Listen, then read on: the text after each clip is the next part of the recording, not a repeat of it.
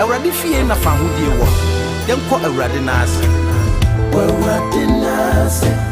Ema okpabo. Awurade n'ase. Wo Tech FM. Awurade n'ase. 102.9. Awurade n'ase. Yasutie bio. Awurade n'ase.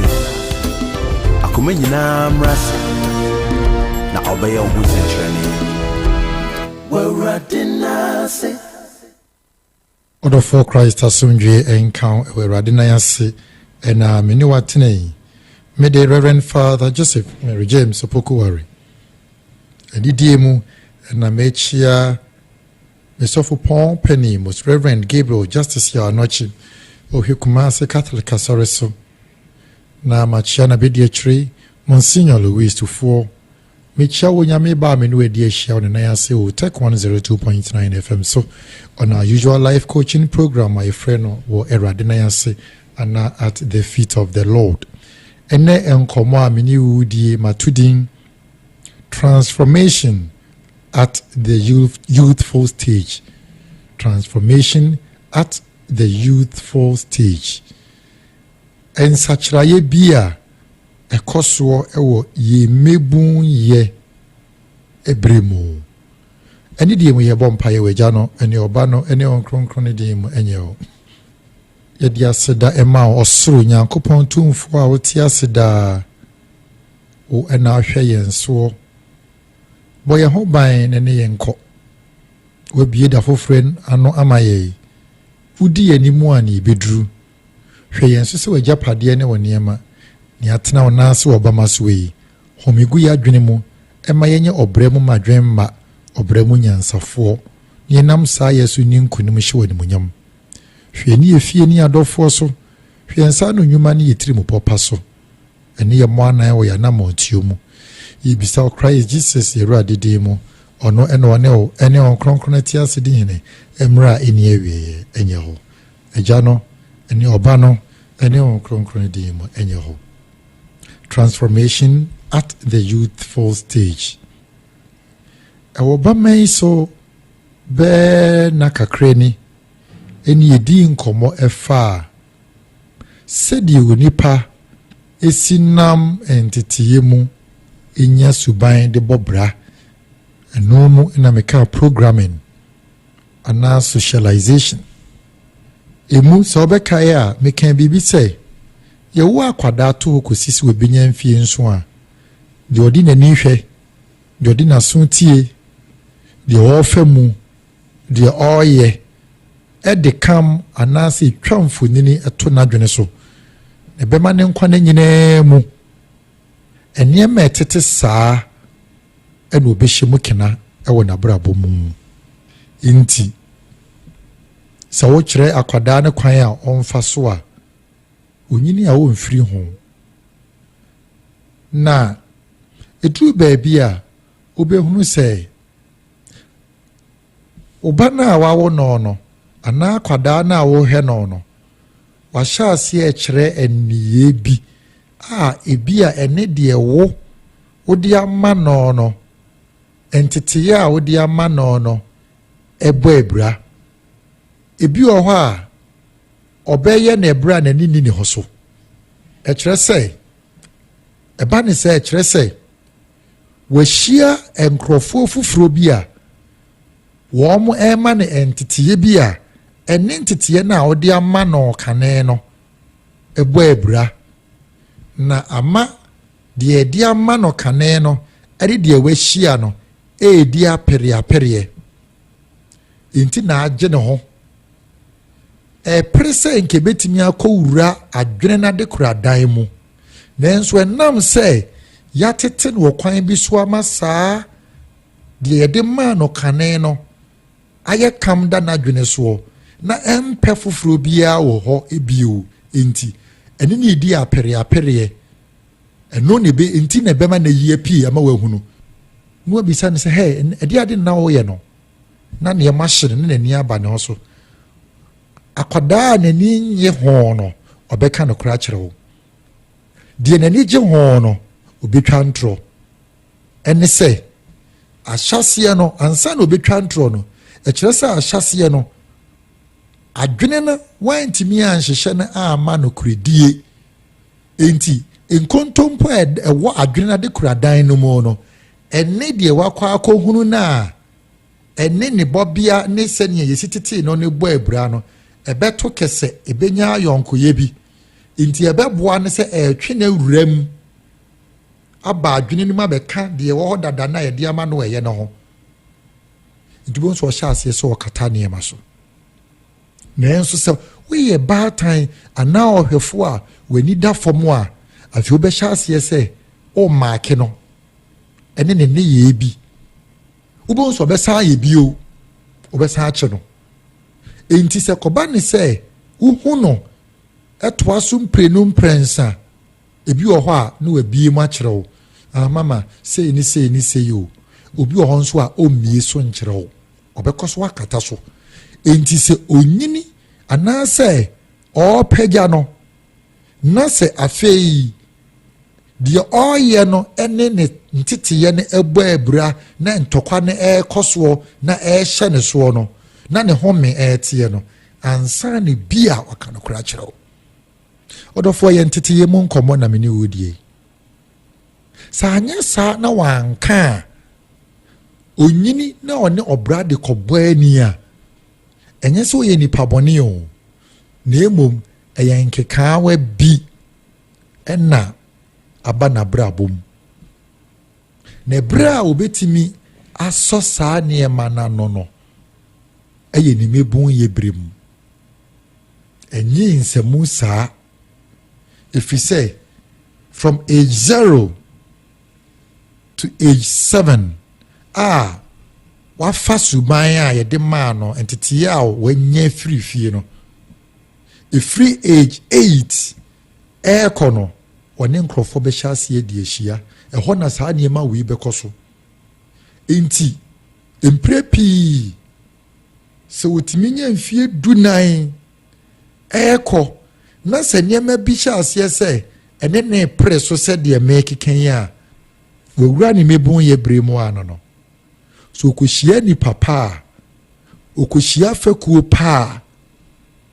ɔmbɛtumi aboa no ama no asesa anaa wobɛhunu sɛ baako bi bɛfɛ akyirɛ abɛka akyerɛ wo baatan anaa ɔhwɛfoɔ no sɛ mami anaa dadi wadamfo ne asomasi na niyɛ bi sei na wɔkyerɛ anaa wɔde ne ho abɔ namfoɔ bi sei ɛha me na mesɛ mebɛka akyerɛ wo and it happens ɛsisi ɛkɔ so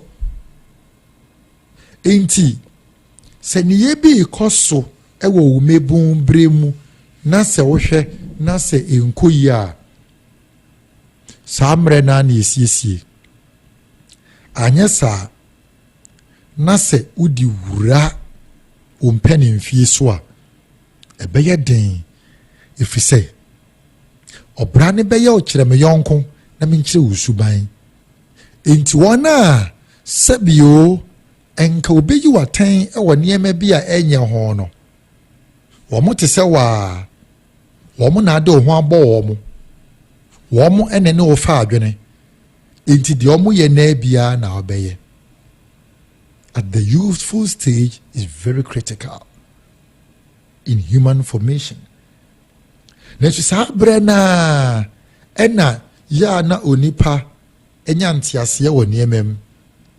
It is also the understanding period. That's why transformation can take place. Ɛyɛ saa berɛ no ɛna yɛkyerɛ nipa n'adeɛ a ɔte aseɛ nti sɛ wahyɛ ne nso a saa berɛ no obi a ɔkɔ sukuu bi a n'ani abere adesua biara that is when they excel. Firi sɛ deɛ yɛakyerɛ no ɔte aseɛ wɔahunu sɛdeɛ ɔbɛsi de ayɛ adwuma nti sɛ nneɛma bi nyɛ a ɔka a wonimade korɔ sɛ sei ne ɛsɛ woyɛ ɛbɛyɛ wo yɛakyerɛ no ama no ahunu nti ɔno ara nso tumi fa adwene. That is where people build informed knowledge. Nti emebo mmerɛ mu no yɛntoto yɛ maase emebo mmerɛ mu no ehia sɛ dikanfoɔ bɔ mmɔdene sɛ ɔbɛboa wɔn ehia sɛ akyerɛkyerɛfoɔ bɛboa wɔn anyɛ saa ɛbɛgye nsɛmu There's some pennies account entity and account. Dachia semunti. A gisi ya bois gi me bonisi ho. The atosum you and he say the youthful stage is meant for creativity and adulthood is meant for sustainability. The youthful stage is meant for creativity and adulthood is meant for sustainability. Say obi beye bebuna oye oba ebunu ni moja ya mono ahodini wo nipaduanum emoja kwa adweninum ye oteniema ase ye onyanti ase wo niema e kire no mu ye samre no ne bra obebun hihye bibi ma na brabo. That is where a youth creates something for himself or for herself in view of the future. That's why it is the working period. Eye saa bre no ena onipa bia odwene hihye bibi ma ne daache. Enu ntina eye bra ye di ye adwuma no nti oman bia oweni so adi hunu se obekwa animo no won mebu adwumaye yentoto nase. So wanwene saa ma wo ma so wanwene saa mu abusua ukuro wo man se emebu benye nnwuma bebre aya eyensenkyerene se oman ni bedi hia ana oman ni beka hiem because it is the period for creativity. Eno ntina se emebu ni dru onipa dru ni mebu yemu na se enwuma ni ho a ewa adwene no mu no se onyantete bia enya na hoodini nyina the faculties of the mind will tilt towards the negative formation the person must have had.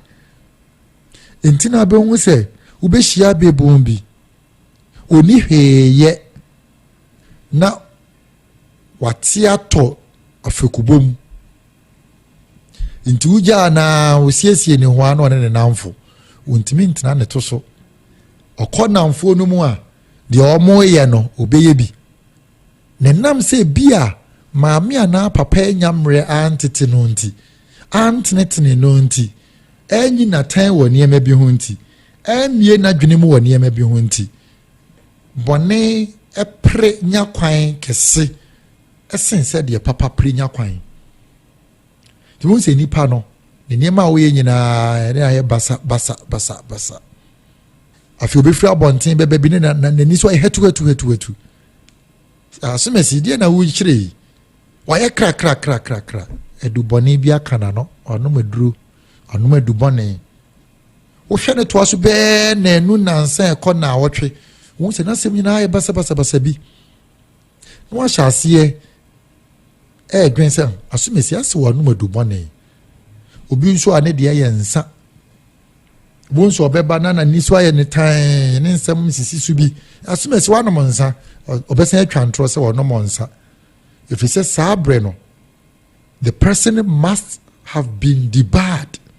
Ye ka se obi eye debarred and say ewa adwene mu no there are certain barriers onipa adwene mu se wo ye adwene mu adesua eno na boa yen ema eniema bi wo ho a ye fere ye nka eniwu ye nye na boa ma onipa eye nipa eka ho bi ene ma onipa danso sabio efri emoa no bem enti se koba ne se wodi niema bi ekokeka no te se nsa te se nubone ebia enamfosam na di uko mu fi se ma mentete ye bi ekwa achew papa ntete ye bi we nyamra antete uye wo niema bi ho akwa achew ntu ko hia afakuo bone no omo hye ne kenade amawo eba ne saa eduro no kwa adwene ni mu a ye ka se we buy you osi ukwan We set a bar, a kind of barrier. You are debarred from that. I just say, I didn't see quite a year free ho. Do go see nipa ni be free abontin obeba no. Asem bia nko ntimi nka no aka ne tra no obi a ho adwiri ne eh. Just na branti kan. E die na ewure na nsen wo kire. Niema ema ye esisi ye kwan wo niema yi emfata ho no. Ubo nsa wodie ne ni ho bio. Oba na o refie na no ororo ne ho no oyi ni tai no oro na tade no oro na tade yi ni brazia ni pem no di refie bibi akwacho bibi akwacho. So then when we don't set our youth on the platform of creativity towards positivity, they will grow to sustain whatever they create.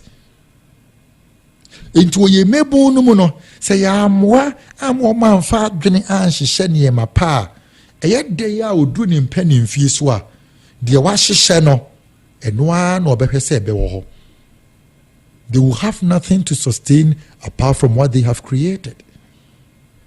Se wusi so a adeɛ bi a woyɛ bia wobɛnyini ahyɛ ne kena. When you begin and you set out into life, whatever you create, you will sustain in your old age. It be sunny dear di kasao. Ube wani panibi. Na sabio wetifia drechiri. Nanso na adwempa bia ni wontrim. Wetifia drechiri. Nanso se yɛka tutrasɛm na ɔsɛ yɛ nneɛma a odi mu akɔtene paa. Ɛne sɛ adwene no kani a ɛtɔ nneɛma pa soɔ no ne deɛ ɛntimi ampagya edumui ne ntete yase ɛno nti na wo mebun yɛ mu gisa wo hwɛ wɔn a ɔde wo ho bɔ wɔn no eye. You need to be very careful with your association at your youthful stage. One hwɛ betimi adi namfo akyi no ma sɛw betimi adi namfo akyi na enema pa bi a ebi a ɛwɔ wakwan mu no wabɔ agu na wayɛ te sɛ wɔ no mo a. The tosomiensa.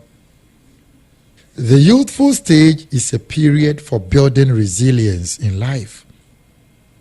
The youthful stage is a period for building resilience in life. Medical anyway bi say ansa na onipa usi so abetimi apagya agina wo naso no udi akon pii wo niema bebree ho. Eno nti obi wo hɔ a ebi a baabi a yɛwo no eniema ɛfo na eniema mu ɛde na ɔgye n'ani ɛwɔ hɔ.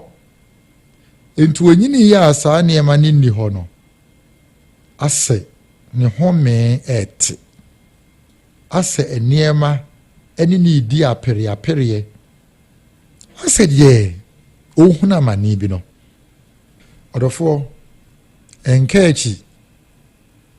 It is a period to fill in the gap you left, and that gap you left is the gap for resilience. You can fix that at least when you are still a youth. Say you can resilience eye onipa odumankoma bobiemu odumankoma bobremu de odi adua yemu a ema yetime sene yani sene wani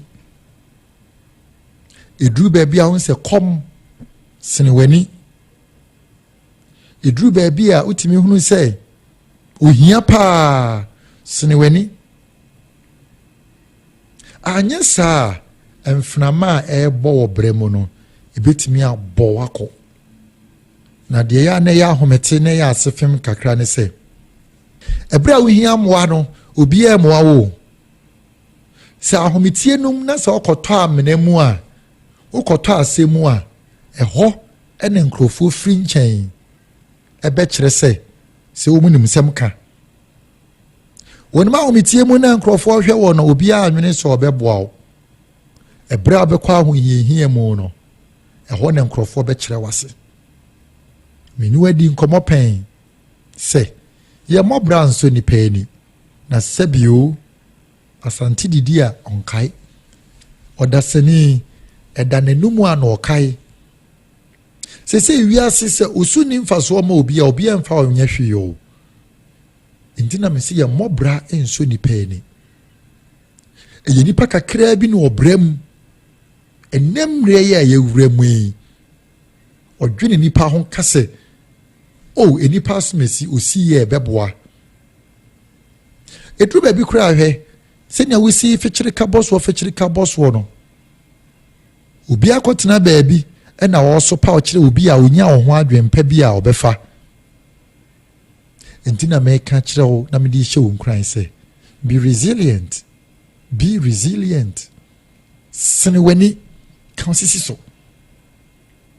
Ani nipa nyina didi mprense bi didi se kramate se bi didi mprenum ne mprenso me nim ba bi om didi guo. Nenso bi a unya ba ko bi na edi ana mienu bi na edi udidi mprenu dako manenson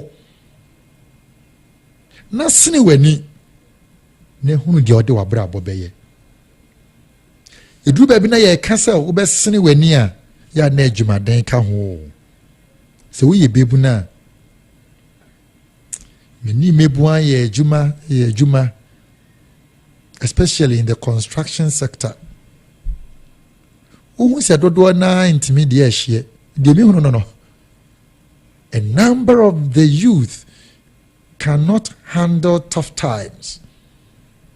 Omuntimi adwuma oye no when him says construction site there dey abepeja block baako abepeja mienu so what top blocks between 100 and 120 a day a chese abepeja 120 blocks in a day inti na hu sika nso ensusa no nenso pesika no na blocks ne de ompese obepeja o pesika no nenso adwuma ne de ompese obepeja obepeja cement 50 kg enunti na obeji sai sika na oji a eso no so obi te banking hall bo some onya 3000 cedis ibi a bank bi onya 3000 cedis or the air condition mo or site at least in a month you can gather about 3,000 cedis in construction even as a laborer.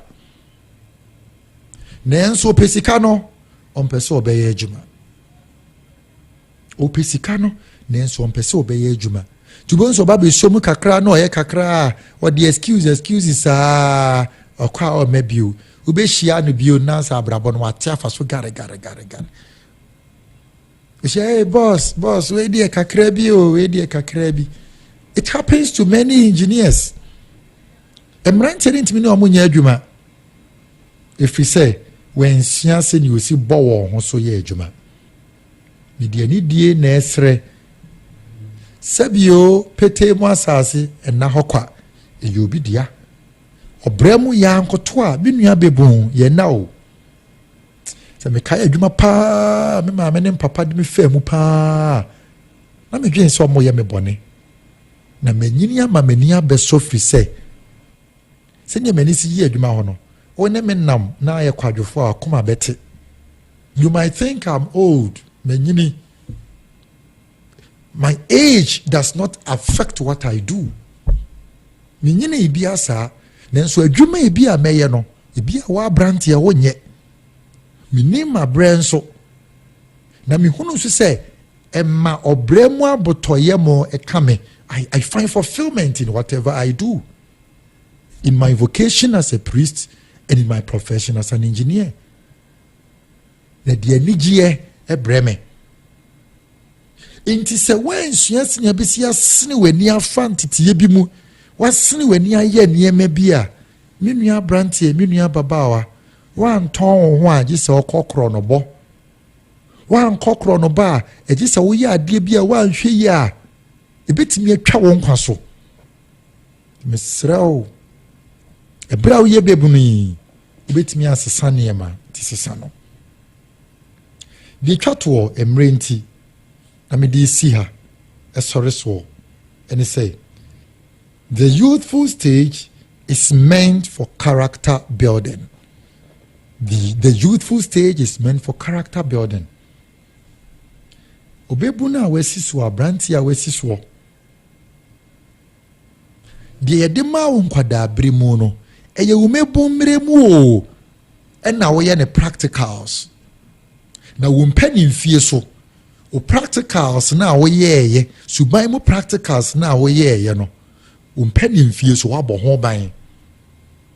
Eno na abedidi ho kopim se ubewu. Nti na wo ye bebun yi suban biti se no kredie me fa wo madwumam utwa me ntro ba akopɛ eda na you move if we say oh ba ade a obe sign your integrity eno nko ade a obeka ubeye ho adwuma na maka to se woto a eda na obekɔ woto nso eda na obekɔ if we say yes integrity sa no credit no na ma adwuma no ho a wodi bepe biaye and it is built painstakingly anafom ane debi it is character building the tosu mienu fe suban entete ye ho adwuma dene se yesuku na wokwa moninya dene se wo ya meweka in construction na uko school a obesa be ye adwuma you choose one and as a wunya adwuma dene wo madwuma mu a wo ye construction mu a we will not sponsor your education your further studies you won't do it as a sponsor your education there and you work o obey adwuma pa ebe wiase na nye suku ene adwuma keke na wo fa mu o ebe ye nteteye ntete wo firi adwuma no na wo kwa adwuma foforo mu obi onu obehia bia bonse na ne homet osuro if you see a certain wo kan and a sense of purpose anya sa ubonse wo ba bi se bebun ye adwuma nanso na woni butae na nhye de nimu de wo ye fa adwene na sachra niemem na wabra bobe sense subiu erade nhyira sa woni metena na nimriti awei yempai a ye na juada ne fiada no 6 to 7:30 ano papa no obetimi akan ya ho ani die me atu ense fro yo for municipal assembly abrosan nachi woman catholic asore friend Saint Agnes and Catherine no ani die me ye bompa ye wagya no ne oba no ani won kronkron die mu enye ho yeda wasio osuro nyame a wotenetene ye koso ne ye mo anan ma yenhia obremu nyansa ne etimi atena ye adwuma se ni monyamfo hira ye modern moso ye bisa okra Jesus ye ru adidi mu ono ene one o ene o kronkron ti asidi ni mra eni awie enye ho eja no ene oba no ene o kronkron di mu enye ho order for Christ asumdwe